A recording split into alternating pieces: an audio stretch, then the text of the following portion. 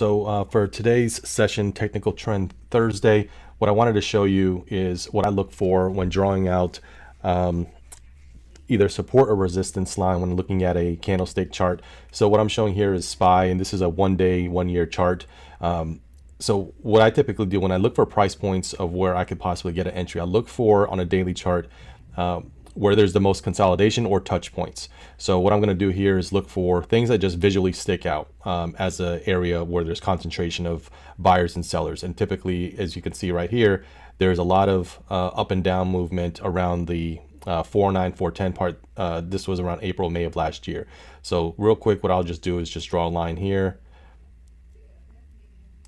As you can see that. And the reason why that sticks out, so April, May of last year, all the way through June, 410 was a pretty obvious price point. And then as far as November later of last year, it came back, price point came back to around that 410 before going up.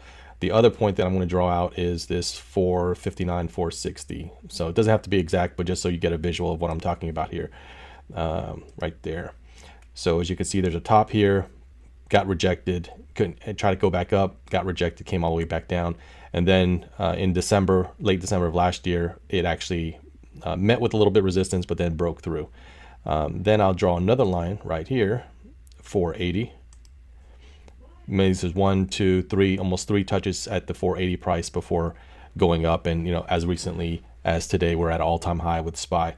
And since it's been pretty much a aggressive move up over the last few weeks, I'm not really calling out any support or resistance line yet, because again, now we're approaching an all-time high.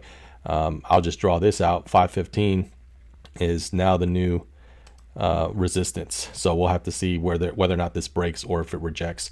If in the next few days, next week, if it doesn't go above the 515 and rejects downward, then these are the lines that I'll be following to determine whether or not I want to get in at a specific price. So I always look at the bounce of a support line and whether or not the momentum goes up.